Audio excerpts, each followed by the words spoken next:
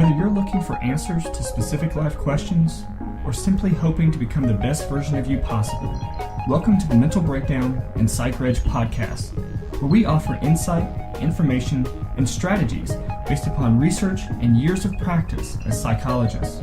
So sit back, have a listen, and get connected with our hosts, Dr. Berney Wilkinson and Dr. Richard Marshall. Welcome back. Today we're going to talk about the different types of depression.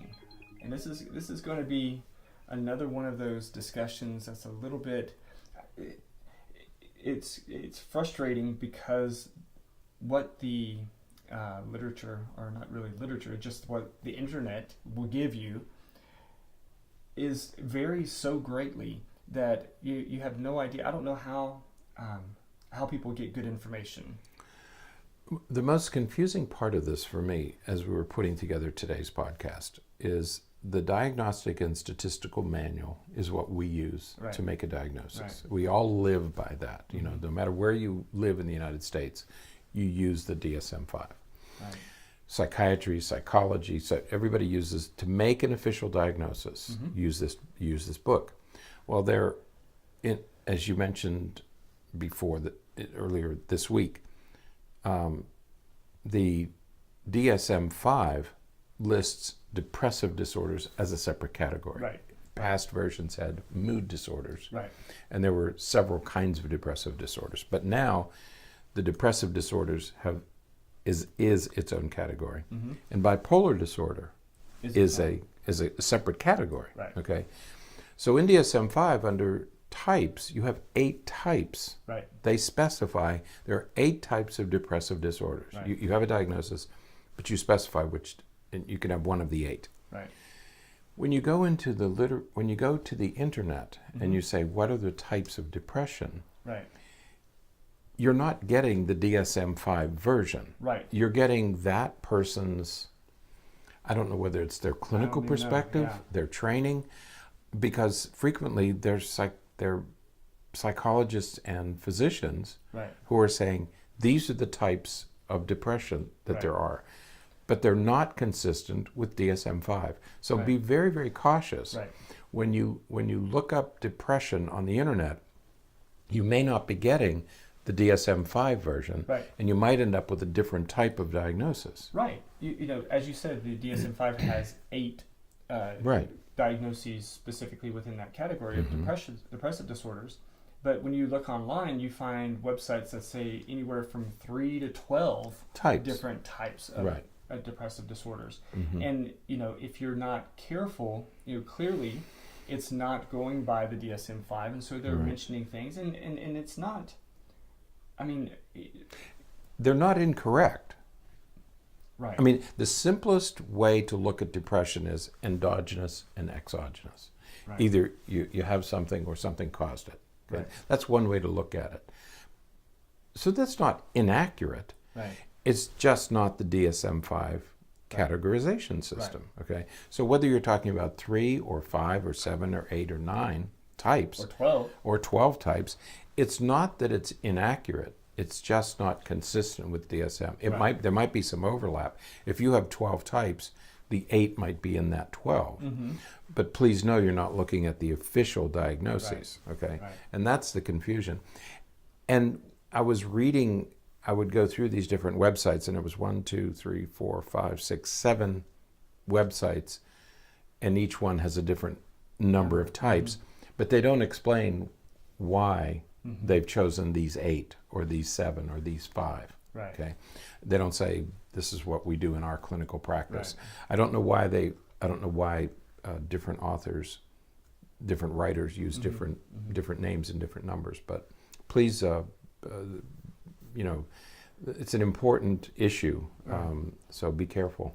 Now, when it comes to the 8 listed in the DSM-5, there are 4 that will be very brief that we'll even talk about, because there's these 4 categories that just about there are 4 diagnoses that in any category that you look at, whether it's depressive disorders or bipolar and related disorders or ADHD even, There are these 4 specific diagnoses, and that is, in this case, substance or medication-induced depressive disorder, depressive disorder due to a medical condition, other specified depressive disorders, and unspecified depressive disorders. Right. And so those are, again, when we talk about bipolar disorder next week, there's going to be substance or medication-induced bipolar and related disorders. There's bipolar and related disorders due to general medical conditions. So those 4 are there, and they're really a opportunity to make a diagnosis when you know sort of this specific type of relationship. Right. So there is, for example, a phenomenon of, as one might expect, where a person becomes clinically depressed as a result of acquiring some terminal illness. Right. And so you would diagnose that person with major depressive disorder due to general medical condition. Right. And so it makes sense in that circumstance. And so, again, whether it's a substance or medication induced, or it's related to a medical condition, or the person has symptoms but they don't quite meet criteria for any of the other diagnoses, then that would be the either specified or unspecified. Right. So of the 8, those 4 are sort of in the event that it doesn't meet the other 4 criteria, other 4 diagnoses, maybe one of those 4 will catch it. Right, and that's why when you are trying to make this diagnosis of depression, it is helpful to have a medical or physical exam, because there are some medical conditions that are highly or are considered causes of depression. Right. We talked about those yesterday, and so you want to rule all those out, because if you have depression because of a medical condition, that's one diagnosis. If you don't have any of those medical conditions, then you're looking at a different type of depression diagnosis. Right. So, be aware of these 4. They exist in many, and almost all of the other psychological diagnoses. Right. So when it comes to the 4 main diagnoses, let's start with. We can start with major depressive disorder. I agree. Because why not just start there? Right. And major depressive disorder is sort of that classic, what we think of with major depression. Right. And that is, a person has a major depressive episode. We'll talk later this week about what the diagnostic criteria are. But, the person meets diagnostic criteria for depression with the sadness and anhedonia, or, changes in eating and sleeping habits and those kinds of things. But it is a very traditional way we think about depression. Right. But even within that single category, they have lots of specifiers. Lots of specifiers. And so postpartum depression. Right. So major depressive disorder with postpartum onset is what they would call that. And so seasonal affective disorder. We used to have a separate diagnosis called seasonal affective disorder. Now it's lumped into major depressive disorder. Right. Okay. Right. But yet, if you look at the other types, sometimes seasonal affective disorder is listed as a separate type, when technically, according to DSM-5, it's not a separate category. It's a separate. It's a specific diagnosis of major depressive disorder. A specific type of major depressive disorder. Right. Another one of the 4 main that we're going to talk about it was previously referred to as dysthymia. Right. That's one of those words I like, dysthymia. Yeah. There's not many words that have 2 Y's in it. Good for Scrabble. Yeah. Kashyyyk is another one, but that has to do with Star Wars, and you wouldn't understand that one. That's the planet that Chewbacca grew up on, just so you know. But dysthymia, I would put that in the category of clutter. Dysthymia is I'm going to ignore that. Is now referred to as persistent depressive disorder. That's right. That's because part of the diagnostic criteria differentiates it from major depressive disorder. With major depressive disorder, the symptoms have to be present at a clinical level for at least 2 weeks. Okay?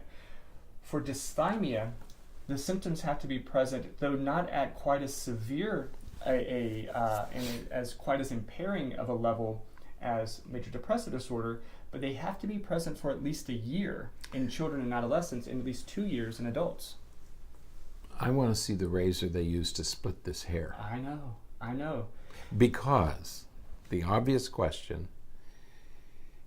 Major depressive disorder is at least 2 weeks, but major depressive disorder is a persistent condition. Right. Well, and here's where I think that that razor cut comes in.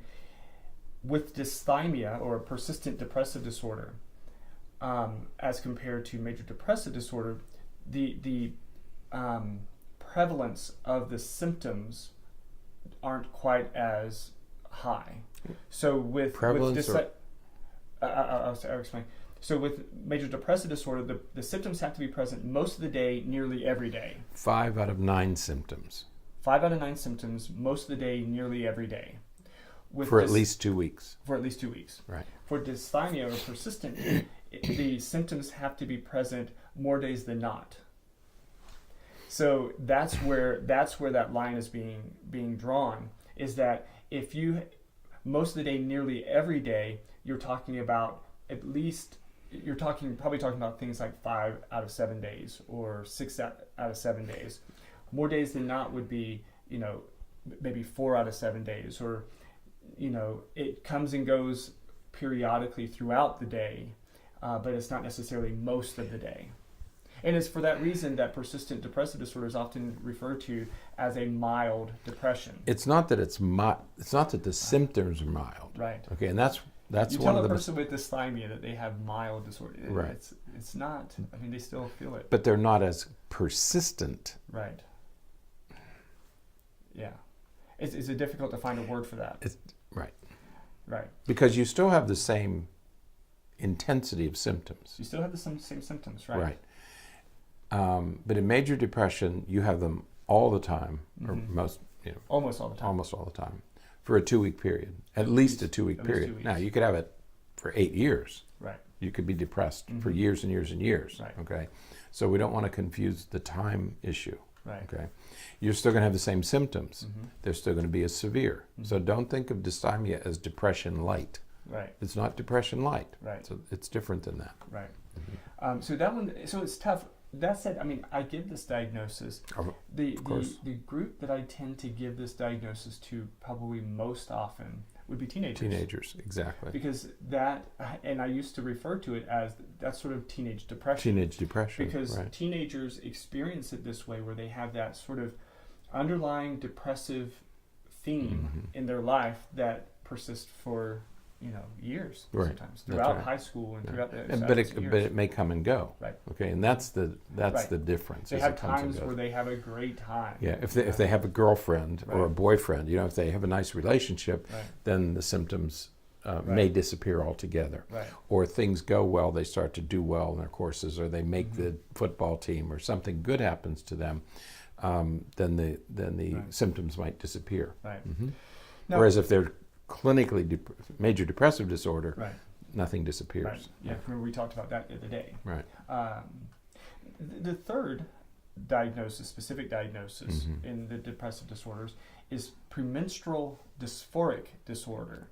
And this diagnosis first came about a couple of years ago, and it was initially met with some pretty interesting criticism. That's right. Because there was a medication for this disorder before it was a disorder. Right. When Prozac was approaching the end of its patent, right? When it was going to go generic, the creators of Prozac formulated another form of fluoxetine that treated premenstrual dysphoric disorder. And it wasn't even a diagnosis until DSM-5. So people have talked about the fact that this was a diagnosis that was created for a medication. It was a solution looking for a problem. Right. They had this drug and they said, what can we use it for? And they said, let's use it for this. Now, that doesn't negate the reality. The presence of it. Exactly. Because it is really an important disorder or condition to consider whenever you're looking at things, because there are absolutely individuals for whom the depressive symptoms only come about at that time in their biological cycle. And I like the word dysphoric. You like the word dysthymia. I like the word dysphoric. it's a useful word, but it's the feelings that you get before you start. And there's this sexist baggage hanging onto this thing that, so you're saying that, no, we're not saying that. But we do see patients who do have this, it's called PMDD, and to them it's real. Right. Again, there's nothing frivolous, there's nothing sexist, it's a real problem that they have, and they and their families struggle with this. And I think that it is important to note that I think that there will be changes to this in upcoming editions, because there's more and more research and people talking about a very similar cycle that men have on a monthly basis, because men experience highs and lows in their mood that are somewhat predictable based upon some of those fluctuations, and so it may end up changing so that it's not so gender specific, but it's more hormonal. It's hormonal patterns. We have these circadian rhythms. We have daily rhythms. We have monthly rhythms. So there are these cycles that our bodies have. We have body cycles, body rhythms is what I'm looking for, biorhythms. And this is one of them. And so, it needn't be seen only as a female disorder. Right. Now the last one is also a very new diagnosis. And it too was greeted with some controversy, and that is disruptive mood dysregulation disorder. And it's interesting to me that they chose to put it in the depressive disorders, since we have bipolar disorder separate. But DMDD, disruptive mood dysregulation disorder, was the researchers and clinicians' response to a significantly increased prevalence of early onset bipolar disorder. That's right. We in our early, not early career, but when we were first starting working in private practice together and things like that, one of the things, our focus was on this early onset bipolar disorder, or children, very young children, even as early as 3 years old, diagnosed and treated for bipolar disorder. And there was a lot of criticism about that practice, because you mentioned yesterday that up until just a couple of decades ago, people didn't even accept the idea that children could be depressed. That was a purely adult phenomenon. But in the 90s and then in the early 2000s, it really started to come out, with a lot of children being diagnosed and treated for bipolar disorder.